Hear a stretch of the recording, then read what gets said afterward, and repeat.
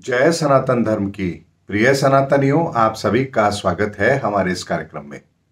सनातनियों, 30 मार्च 2025 से धर्मयुग आरंभ हो चुका है और इसके बाद जो ग्रहों की परिस्थिति बन रही है उसका आकलन भी करना अत्यंत आवश्यक है कि धर्मयुग के अंदर परिवर्तन किस तरह से, किस तारीख से और कैसे हमारे जीवन में शामिल होगा।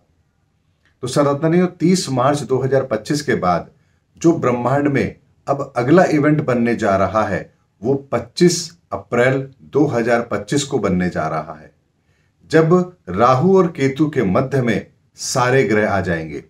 यानी इसे ज्योतिष की भाषा में काल सर्प दोष कहा जाता है। तो 25 अप्रैल 2025 को सुबह 6 बजे ये काल सर्प दोष आरंभ होगा बनना और लगभग 1 जुलाई 2025 को सुबह 4 बजे तक ये काल सर्प दोष रहेगा।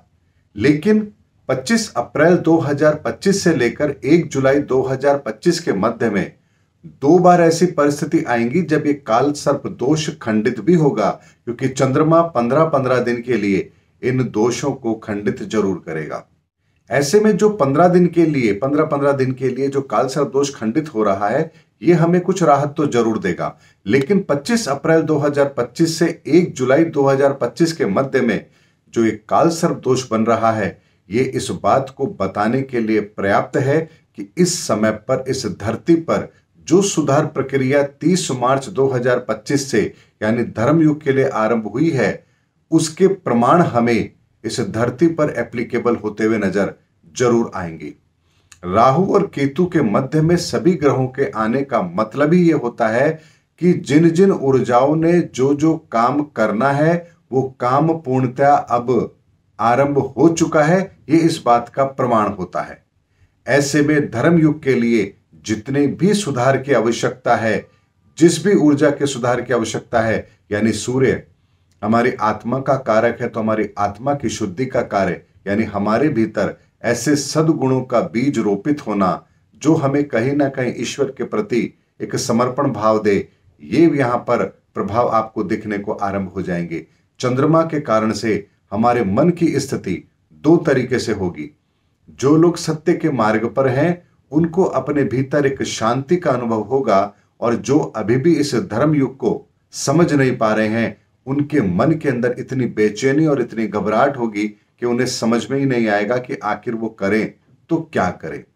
इसके अतिरिक्त मंगल के कारण से आपकी शारीरिक दक्षता में भी बहुत बड़ा फर्क आएगा। यानी जो सनातन के रास्ते पर हैं वो कुछ बड़ा करने के लिए प्रेरित होंगे और जो इस सत्य को नहीं समझ पा रहे हैं वो कहीं ना कहीं अपने शारीरिक कष्टों को लेकर के परेशान होंगे। यानी उनकी ऊर्जाओं का स्तर बहुत अलग तरीके से उन्हें प्रभावित करेगा। जो काम वो डेली रूटीन में कर रहे हैं वहां भी उन्हें शिथिलता महसूस अवश्य होगी। यही प्रभाव बुद्ध के कारण से भी होगा। यानी कुछ लोगों की बुद्धि इस संसार को कुछ बड़ा देने के लिए उन्हें प्रेरित करेगी और कुछ लोगों की बुद्धि का ह्रास होगा, यानी वो ऐसे निर्णय लेंगे जो उनके लिए ठीक नहीं है।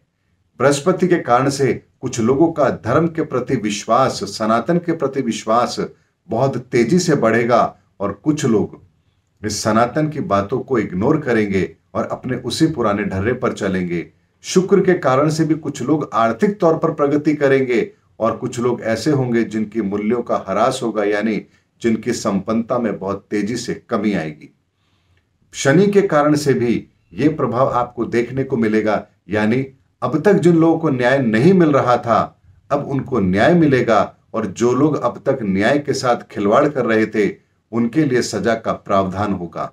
राहु आपके कर्मों की गठरी को आपके सामने रखेगा जिसे हमें भुगतना ही होगा और केतु हमारी मुक्ति के द्वार खोलेगा। ऐसे में जिन्होंने अच्छे कर्म किए हैं उनके लिए सद्मार्ग खुलेगा और जिनके कर्म खराब हैं उन्हें अपने कर्मों के आधार पर दंड भुगतना पड़ेगा। सनातनियों, धर्म युग के आरंभ होने के साथ ही पहले ग्रहण, उसके बाद फिर चंद्र ग्रहण, उसके बाद एक काल सर्प दोष, एक के बाद एक लगातार ये प्रक्रिया ये बता रही है कि ऊर्जाओं के लेवल पर एक बहुत बड़ी सुधार प्रक्रिया इस धरती के लिए आरंभ हो चुकी है। इसीलिए 25 अप्रैल 2025 से लेकर के 1 जुलाई 2025 के मध्य में आप इस दुनिया के अंदर बहुत बड़े परिवर्तन आते हुए देखेंगे जो नीतियों के आधार पर होंगे। यानी अमेरिका की जो अभी नीतियां हैं इन नीतियों का एक व्यापक नकारात्मक परिणाम आपको इस 25 अप्रैल से 1 जुलाई के मध्य में आता हुआ जरूर दिखेगा। और 1 जुलाई 2025 के बाद से, चूंकि जब ये कालसर्प दोष भी अपना प्रभाव दिखा चुका होगा, ऐसे में 1 जुलाई 2025 के बाद से इस धरती पर जो परिवर्तन लागू कर दिया गया है उसे मानने के लिए इस दुनिया का हर राष्ट्र, हर व्यक्ति, हर सरकार बाध्य होगी। यानी ये वो प्रक्रियाएं होंगी, ये वो सुधार होगा, ये वो परिवर्तन होगा जो आपको दिखेगा भी और जिसको मानने के लिए आप बाध्य भी जरूर होंगे। यानी 1 जुलाई 2025 को जब आप अपने आसपास की परिस्थितियों का अवलोकन करेंगे, विश्व की परिस्थितियों का अवलोकन करेंगे, तो आपको एक बात समझ में आएगी कि 2025 का साल जब आरंभ हुआ था तब हमारे इस दुनिया की परिस्थिति क्या थी, और आज 1 जुलाई 2025 को मात्र 6 महीने के बाद ही आज ये दुनिया किस तरह से एक नया मोड़ ले चुकी है, जहां से आगे केवल और केवल हमें अंधकार नजर आ रहा है। ऐसे में जो भगदड़ अभी मची है, ये भगदड़ अभी रुकने वाली नहीं है, और इस भगदड़ का परिणाम, इस आर्थिक असमानता का परिणाम आपको 1 जुलाई 2025 के बाद में स्पष्ट नजर आने लगेगा। इसीलिए एक एक करके मैं आपको ग्रहों की जो भी परिस्थिति बनेगी उसका अवलोकन मैं आपको जरूर करके दूंगा। लेकिन इतना ध्यान रखिए, जो सनातन के रास्ते पर है, जो धर्म के रास्ते पर है, जिसे ये युग परिवर्तन समझ आ रहा है, उनके लिए ये बनने वाली हर परिस्थिति शुभ है, और जिन्हें ये सब कुछ समझ में नहीं आ रहा है उनके लिए परिस्थिति बहुत अनिष्टकारक है। इसीलिए सनातनियों, ये जो कुंडली में काल सर्प दोष बन रहा है गोचर के अंदर, ये हम सबको अब वो आईना दिखाने वाला है जिस आईने से अब तक ये दुनिया बच रही थी। अब हर व्यक्ति, हर राष्ट्राध्यक्ष और धर्म का चोला पहनने वाले, धर्म के रास्ते पर चलने वाले हों या अधर्म के रास्ते पर चलने वाले हो, सबको अपना अपना चेहरा इस आईने में जरूर दिखाई देगा, और आईना कभी झूठ नहीं बोलता है। उम्मीद करता हूं सनातनियों, मेरा वीडियो आपको जरूर अच्छा लगा होगा। अगले वीडियो में आपसे फिर भेंट होगी, तब तक हमारे चैनल पर बने रहिए। जय सनातन धर्म की, जय सनातन विश्व, जय धर्म युग की।